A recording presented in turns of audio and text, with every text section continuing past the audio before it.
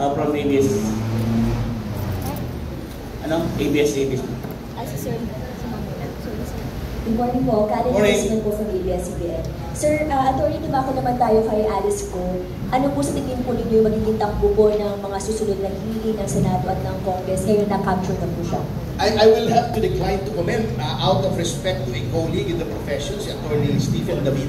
I do not want to second guess him. Ang akin lang, in relation lang kay Cassandra Leong, siguro they will try to have them confront each other, katulad ng ginawa kay Ronaldin Paterna, na sinabi, kilala mo ba siya? Ikaw, kilala mo ba ito? Ganon. Tinatagpi-tagpi nila, yun nga ang mismong puntos ko sa self-incrimination and the right to remain silent. Hindi na po nag-a-act in ferreting out these facts, magkakakilala ba kayo, etc., etc. These are proper subjects of criminal proceedings, hindi na ng legislative inquiry. Ang legislative inquiry, kukuha ka lang ng facts para makagawa ka ng legislation. Kung magkakilala ba silang dalawa, may bearing ba sa legislation na ginagawa? Kung sila ba ay kasama sa isang corporation, may bearing ba sa legislation na ginagawa? Marami na po tayong batas tungkol sa human trafficking, illegal gambling, etc. Ano bang idadagdag nila kung magkakilala o jowa bells ni Cassandra, si Wesley Go?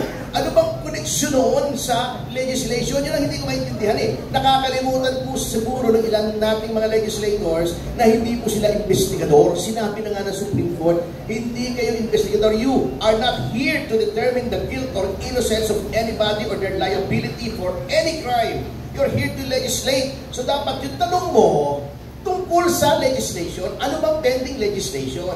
Binabiolate na nga nila yung sinabi ng Supreme Court sa Ermita versus Senate Blue Ribbon na sinabi, kung ikaw ay mag-invite ng resource person, ilakip mo yung proposed legislation para alam niya kung anong isasagot niya regarding that legislation at para wag lumabas doon yung tanungan.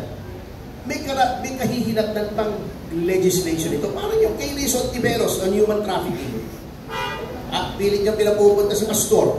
Ang sabi namin, during that time na nag-hearing si Risa, sabi namin, less than a year ago, inamend niyo yung law on human trafficking. Di ba? Inamend nila.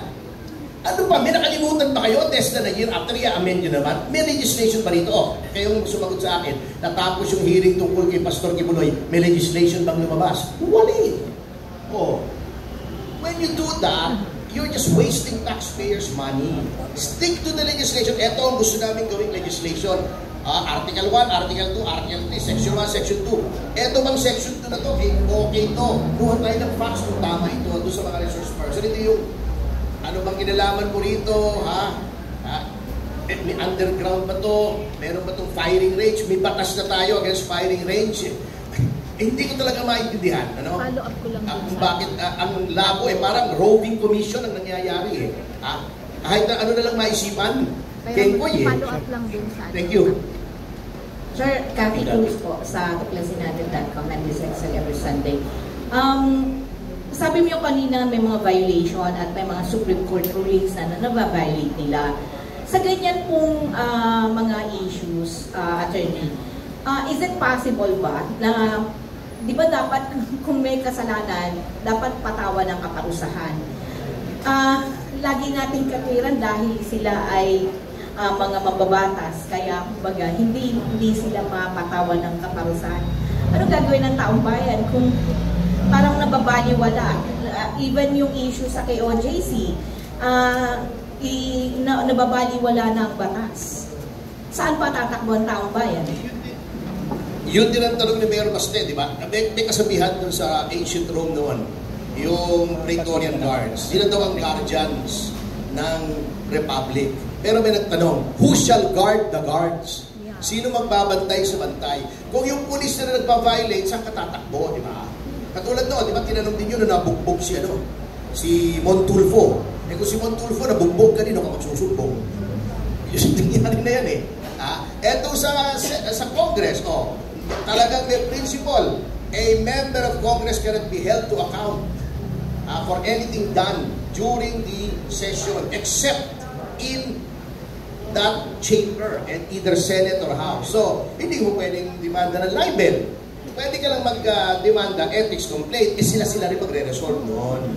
Kanya, minsan siguro, iniisip nitong mga members ng House na sila ay above the law. Huwag naman po, kasi ang karakter po ng isang tao ay nakikita, hindi kung ikaw ay walang power. Nakikita ang karakter mo kung marami kang power, kung paano mo gamitin yung poder.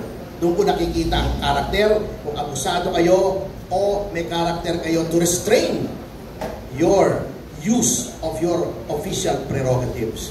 Salamat po.